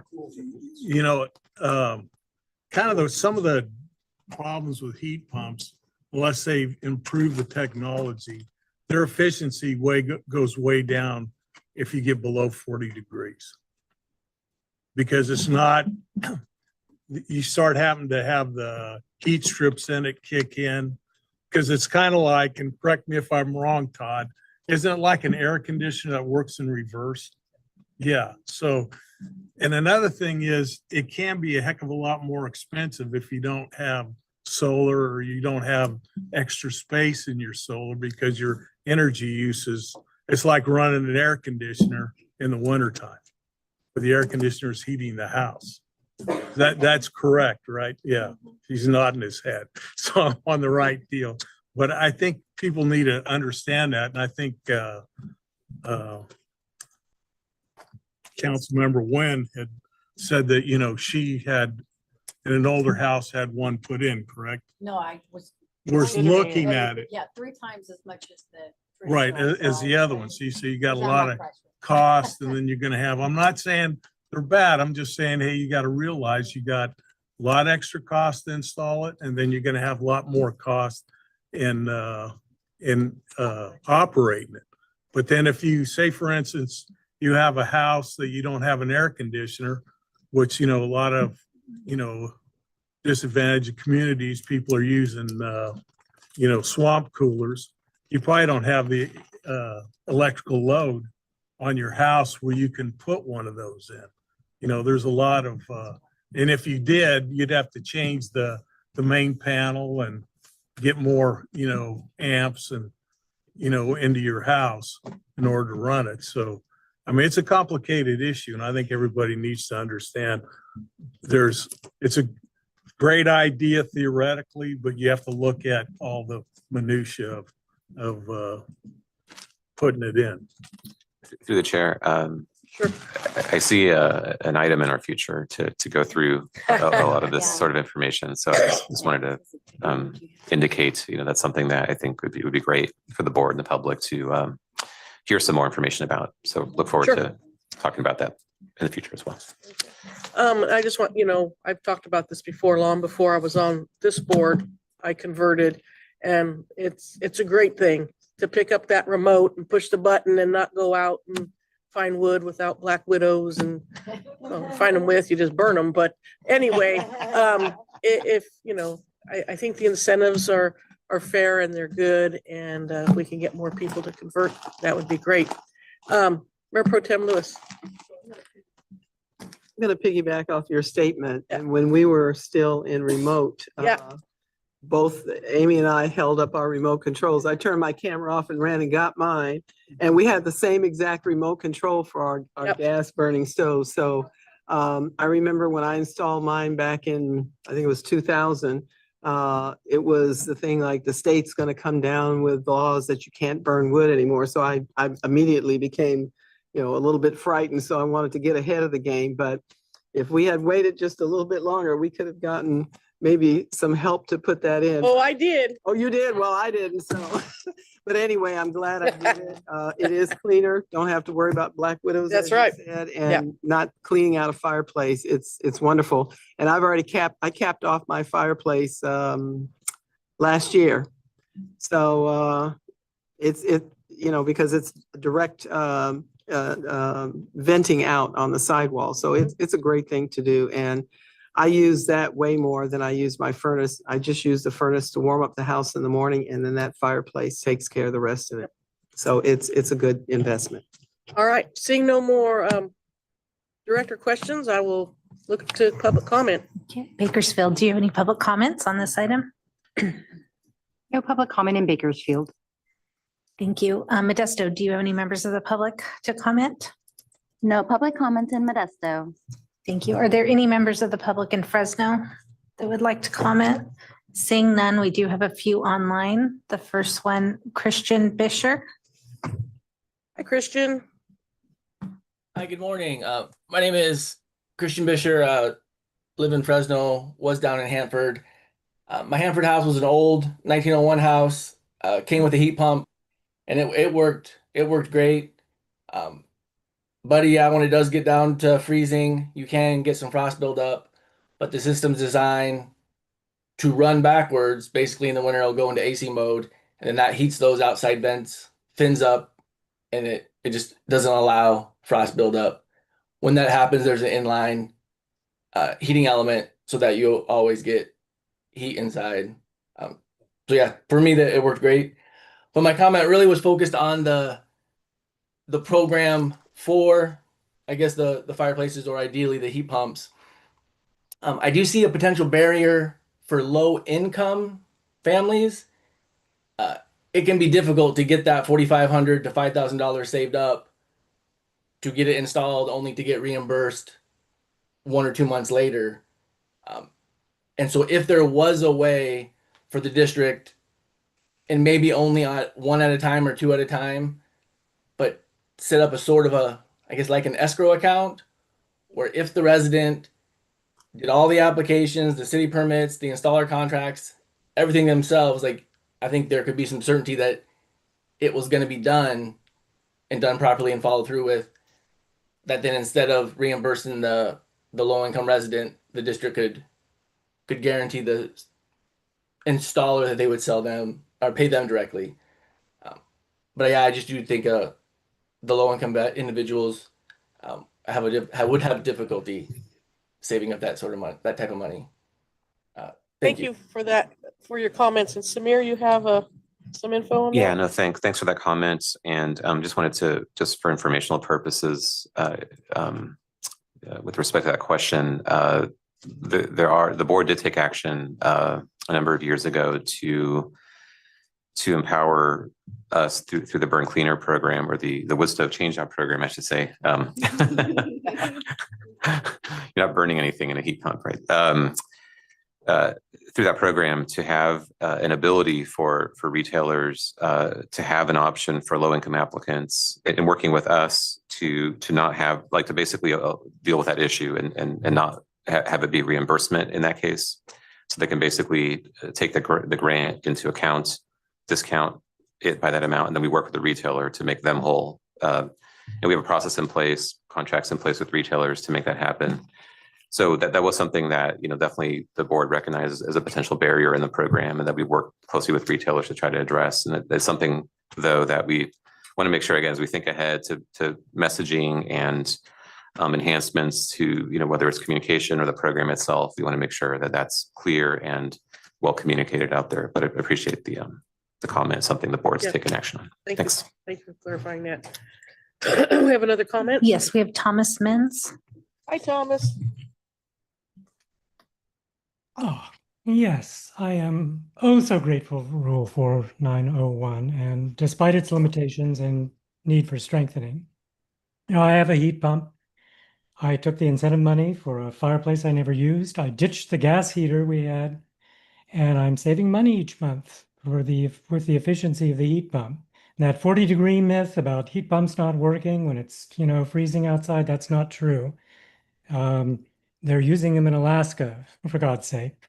The new technology is wonderful. It's very efficient. It's very cost effective. Get one if you can. Residential wood burning remains a big problem in my neighborhood. For years, I supported the district's efforts with a little surveillance of my own whenever I could see or smell smoke. And this resulted over the years in about 50 confirmed notices of violation, according to the inspectors. And that's included some of those EPA certified registered devices that had excessive smoke. Quite a few of them, in fact. Sometimes, the best outreach is to make people aware of the incentives by getting a citation. It's tough love, but you guys are bending over backwards to give these incentives, and people need to be aware of it. So I thank you for what you've done. I urge you to do as much as you can toward a total ban. On advice of my doctor, there were very few days this past winter when I could go out and safely walk without a mask. So please extend the curtailments into March. Folks absolutely do use their fireplaces when it's 49 or 50 degrees in the morning, as it has been this past month. PM2.5 levels do absolutely rise at night this past March here in Fresno. And please get to meeting the new 9 microgram health standard. 150 years ago, everyone here in Fresno was burning wood for heat, but there were fewer of us and no internal combustion engines. But getting back, I urged the gentleman, the Azorian gentleman, in his retirement to learn the history of Mina Eshelman, the first woman appointed to the UC Board of Regents, arriving here in the 1890s. She credited the salubrious air of this valley as having healed her father's ravaged lungs and restoring his health, saving his life. The Minnewawa Ranch, or Minnewawa Avenue here in Fresno, takes its name for the sound of the wind in the trees, a life-giving wind, as Mina Eshelman Sherman would always maintain to the end of her days. So I just want to say. All right, thank you. Okay, no, Thank you, Thomas. I have 15 seconds more, so. Okay. So, so I'm going to go a little over now because you interrupted me there. That's your problem. This place was a haven for health, and that reputation persisted into the 1940s when pulmonologists in the East regularly recommended 2 places in the U.S. as a respite for asthmatics: Phoenix, Arizona, and Fresno, California. That's why my family and so many others located here. That's why I was born here. That's why I'm here today. Thank you, Thomas. I Thank think I you. gave you a little extra. Bye-bye. All right, any more? There's no further online comments. Okay, this was information only. Thank you very much. A lot of good information. Okay, we are gonna skip down to item 10 for our verbal report on CARB activities. Dr. Yeah, thank you, Jacob Chair. I Warner? appreciate the accommodation. Absolutely. Yeah, so things are picking back up at CARB, and I, again, to Mr. Cunha's comments earlier, just really want to reiterate how grateful I am to all the district staff and volunteers and the ag community for this opportunity to really have that enhanced collaboration. And I will say that it just makes such a difference in being able to come down in person. So I appreciate everybody's time and dedication to that. And I do think that there are many more opportunities that we're already talking about in terms of possibilities for more Central Valley engagement, because there is just no substitute for being here and seeing it firsthand and seeing how these machines work, or the impediments to some of the things that we might be thinking about statewide. I will say that there is ongoing engagement around things like our updated rules on zero emissions, our updated overall, mobile source, but also on the Cap and Invest program that, as our committee member Roger stated earlier, many people from the Valley benefit and many organizations and industries benefit through the greenhouse reduction fund. So that is upcoming, and I look forward again, if any member of the community is interested in engaging with me on that before, happy to do so. So that's it for me. Thank you. Oh, thank you. Okay. We will now move back up to item 9, which is to adopt proposed amendments to Rule 4905, natural gas-fired fan-type central furnaces.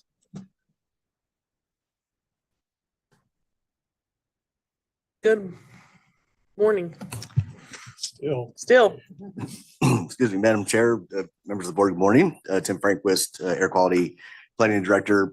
I'll be doing that. I'll be walking through a presentation here for proposed amendment to Rule 4905, take a deep breath, natural gas fired fan type central furnaces. Great. Just in a way of a quick background, this rule was originally adopted in 2005 as a point of sale rule that limited NOx from those units. And the units that were applicable to that were 150,000 BTU per hour heating units, and then combined heating and cooling furnaces of less than 65,000 BTU per hour. In 2015, the rule was amended to establish a 14 nanogram per joule NOx limit.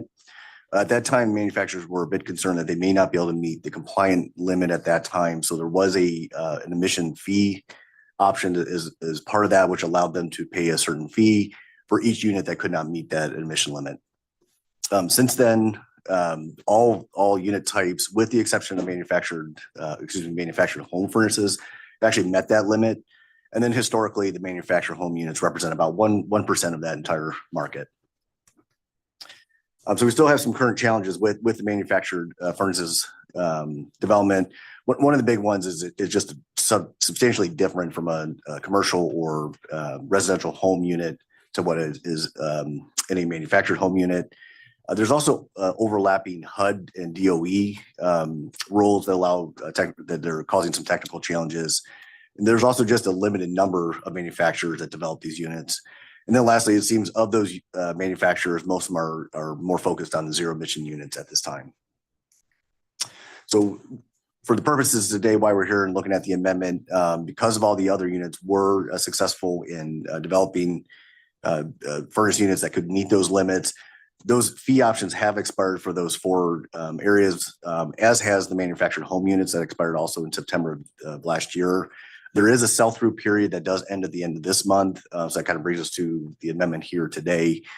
Just in terms of kind of analogous rules, South Coast Air Quality Management District has also developed an extension period for the same purposes. They also extend out to 2030. So what is in the amendment? It's a pretty straightforward amendment here. It does that. It allows for some flexibility in the compliance timeframes and does keep alive the emission fee option for these units under, under that same period, September 30th of 2030. So that's where we kick out the emission fee option too. This will provide additional time for those manufacturers to develop those units. It also allows for those furnaces to be available here in the Valley, and also provides regulatory certainty between both air districts here in the South Coast. We've also done just some cleanup languages. We pulled out some of the old tables, some old references, so just some topographic changes there just to clean up the rule. In terms of public process, we did hold a public workshop on January 21st, 2026. We did provide materials both in English and Spanish, and we did have a simultaneous Spanish interpretation during that event. We did not receive any comments during the public comment period. We also did a staff update to the Environmental Justice Advisory Group and the Citizens Advisory Committee also in February, and then again made the rule available to the public on February 18th, 2026, well ahead of this meeting. So with that, the recommendations are in front of you here, and I'm happy to take any questions that you may have. From board members. Dr. Sheriffs. Did you remember that question from earlier? I remember that question. I remember that question. But I'll let that one go. Okay. Different topic. Boy, we're baking this in until 2030. That, I mean, it's not a big contribution, but it's a contribution. That's not showing very much optimism or believing that the industry can work on this and come up with a better solution sooner. And I know it's consonant with South Coast, and that's important in terms of a bigger market for helping drive the industry and reward the industry for getting there. But I get nervous about baking it in that long. And I don't know if you have any thoughts about alternatives to that. Whether it's worth revisiting in 2 years or something like that. I don't know how to help the industry do this. Did you want Through the chair, yeah, no, I think those are always difficult questions to answer, in terms of what a proper, time frame might be. I'll just remind the board that it is 2026, as difficult as it is for me to believe that it's 2026, deep into 2026. So yeah, 2030, it may seem far away for some, it may seem close for others. In the time continuum of technology development, and kind of given where things are today, especially given where South Coast that has much larger population base, it did seem to be the appropriate time frame for that. And I think our hope too is something that Tim alluded to, is that by then there may actually be other options too available. And going back to our earlier conversation, in terms of heat pumps and other technology that might also be available. So it is something that we will definitely keep an eye on. We're not talking about it is a very small relative number of units. I think last year there's maybe a couple of hundred or so, just to put it in perspective, across the valley that in terms of sales. So it's a great question. I don't know what the answer is. I think you get arguments on different sides of this. I think some might argue that without technology, what role does what is the appropriate thing for us to be doing? And I think this is probably about as balanced as you can probably come up with a proposal. I think it balances. It's still a couple of years away, so that residents aren't in a situation where they're looking for a furnace and they need to heat their home and can't find a compliant unit, which I think is obviously of significant concern to the staff and I think to the board as well.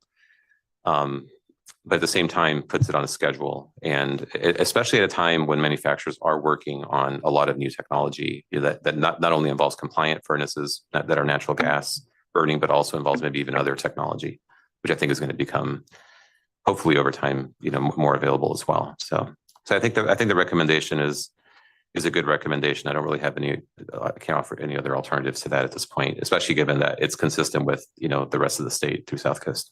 Yeah. Is there anything else we can do with the fee that would be helpful in terms of lower NOx units? Moving towards lower NOx units, choosing lower NOx units, depending what's available. Yeah, no, I think we can keep pushing on that front. The fee is I do think that our wood stove changeout program, with some of the prior conversations and really thinking about the heat pumps and including, for example, manufactured homes, I think it has somewhere around $50,000 of fees this last year. So that amount feeds right back into these efforts. But I don't think that that's where it stops with that amount, right? I think the broader conversation around this technology in homes and what role we play in deploying some of the newer technology, that is something I think there's already priority based on the earlier conversation and the plan commitments that we have. So this is a global market that has been driven, I think, in a very effective way, as you saw earlier from Tim's presentation, in California, by the work that we've done, your board has done in partnership with our sister agency down South Coast. So we are definitely pushing the envelope here, and we will continue doing that. I take your comments as emphasis on the ongoing. We actually have a collaborative partnership right now with the Bay Area Air District South Coast and CARB. We're actually looking at this technology. So I think that effort is there. I mean, it's not part of this presentation. I think we could have done more to illustrate just how interested we are and continue to push that technology. So I take your comments sort of in that vein of not stopping with this and seeing what more could be done, which we commit to. Thank you. Councilmember Rodriguez. Yes, thank you, Chair. I just wanted to add to Dr. Sheriff's earlier comment that we want to turn that knob a little, but it seems counterintuitive to want to extend that long. We may have to turn that slightly back if you go for that long. Now, understanding that back in 2018, this was amended, right? And again in 2024. So we're going another 4 years. And what kind of impact does that do to our valley? I mean, because in manufactured homes, what's the percentage of impact that it has? Through the chair, yeah, as we said earlier, it's about 1% of the units sold, and it was about 200 or 300 this last year. So it's a very, very small relative number.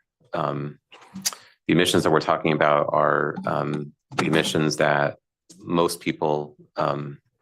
So when you're running a furnace in your home, it's the natural gas that's being burned in that furnace. Now there are. By now, a lot of, by the way, I have to point out, there's a point of sale rule, by the way, we're not forcing anybody to, just to clarify that as well. So basically when somebody in the valley needs to replace their furnace outside of manufactured homes, the requirement now is that it has to be an emission compliant furnace, or you can go to a heat pump and that zero emissions and definitely meets the rule. And so over time, you're seeing more and more people putting in compliant furnaces, but there's a lot of homes that still, many homes throughout the valley that still do not have even the compliant furnace yet, because it's a point of sale rule. It's only when you have to replace your furnace. So I think in the grand scheme of things, this is a very, very small, just to be from a scientific perspective, a very, very small category of emissions. And probably most importantly, technology is not there today. So what the end result of not allowing an extension, and there's a fee, by the way, incentive that's a part of this that is meant to push on that. But the net result would be residents not having space heating because they can't put in a compliant unit. So just want to emphasize the importance of thinking about that factor as well. Yeah, no, and I get that. I mean, obviously in California, that's one of the things you hear all the time is that there's so much regulation that you push certain companies or manufacturers away. But I think, there's a period of time that I think, given a good push, technology can advance a lot faster. And I'm not one to say that, hey, we've got to push you. We're not the district to do that. And I understand the amendment, but I do agree with Dr. Sheriffs in regards to, it's a small contribution, but nevertheless, it's a contribution. And those are my comments. So thank you again. Appreciate your response. Supervisor Robinson. Thank you, Madam Chair. I appreciate the extended time. Not only do we have a partner in South Valley Air District, but we have a partner in business. And we work together with business, and we work together with industry, and it makes them a lot more malleable. I don't want to harm that friendship. I get tired of litigation by field of dreams. You have to have the technology often in order so that the business community understands what they're supposed to do, the correct expectations on them.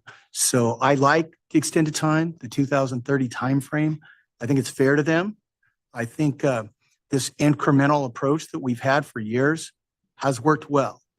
They view it as challenging, but fair. Thank you. Dr. Sheriffs. Yeah, and just to help me understand a little better. So back in 2005, what was the typical NOx emissions for my home heater and for a manufactured home? And so I know where we are today for my home. Where are we on the manufactured heaters? What kind of progress have they made over that 20 years? I think through the chair, I think the answer to that is it probably varies depending on they're non-certified units. So, but the estimate is probably somewhere in like the 50 to 100 range as compared to the 14. So you get it down from somewhere in that ballpark down to 14 with a controlled unit. And what's the manufactured home in that range? In that range at this point? Yeah. So again, they're non-certified units, so there's no established level for them. But I think the estimates are somewhere in that 50 range or so. Okay. Yeah. Okay. All right, not seeing any more questions. Do we have public comment? Okay, Bakersfield, do you have any public comments on this item? No public comment in Bakersfield. Thank you. Modesto, do you have any public comments? No public comments in Modesto. Thank you. Are there any members of the public in Fresno that would like to comment? Seeing none, we do have an online comment. Thomas Menz. Hi, Thomas. Yes. So 5 years ago, my 35-year-old gas furnace was in meltdown. The flue gases, the NOx gases, were in danger of being sucked into the circulation system, into the air inside our home, so we'd be breathing them. And I took advantage of your very generous offer and blocked up my fireplace. And I have a heat pump today. So learn from my history with gas furnaces and heat pumps. All of you. It's just a pity that the federal subsidies for heat pumps were zeroed out this last December. It's a pity for us, it's a pity for our country, it's a pity for air quality here in the valley. The more zero emission heat pumps that are sold, the more manufacturing of them increases. And the more that are manufactured, the cheaper they get. And the cheaper they get, the more that are sold. And the more that are sold, the more that get manufactured. And the subsidies then become unnecessary. Does anyone recognize this in the federal government and understand that this is a virtuous cycle? I fear not. That's all I have to say. Thank you, Thomas. Is that it? No other online comments. Okay, this is an action item, so if there's no more questions, I will entertain a motion. Motion approved is submitted. Okay, we have a motion by Supervisor Robinson, a second by Mayor Pro Tem Lewis. Okay, Mr. Couch, Yes. Ms. Escutia Brayton, Aye. Ms. Lewis. Yes. Mr. Reyna, Yes. Mr. Rickman, Yes. Mr. Robinson, Yes. Mr. Rodriguez, Yes. Dr. Sheriffs, Ms. Nguyen, Yes. Ms. Shucklian. Aye. Through the chair, motion passes. All right, thank you. Thanks, Tim. Okay, we will now move on to item 11, which is the executive director comments. Thank you, Chair.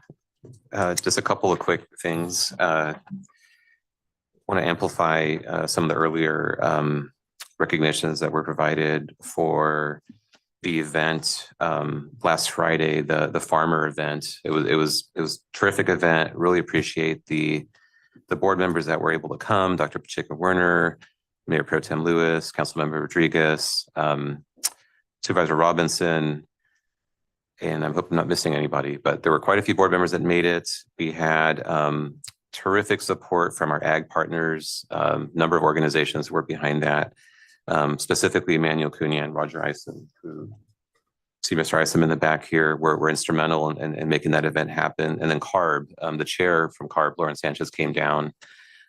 She has a very busy schedule, and for her to come down again to the Valley, she had come to our study session as well with her team. Just definitely a very positive event that highlighted the value of the program and the value of partnership, and just want to thank everybody for that.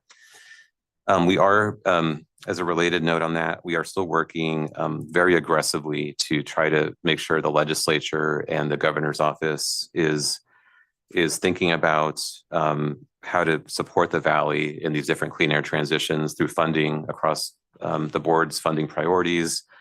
That work is critical right now. There are budget hearings that are happening, of which we are participating in. We are doing a lot of education. The event, in a large part, helps further that message and that need. So, just want to let the board know that we appreciate your work on that through various advocacy efforts, and we will continue providing reports on that in the near future as to how that goes. I also want to thank also some board members for recent advocacy that was held in Sacramento through the San Joaquin Valley Regional Policy Council, where the farmer program and some of the other clean air priorities were discussed.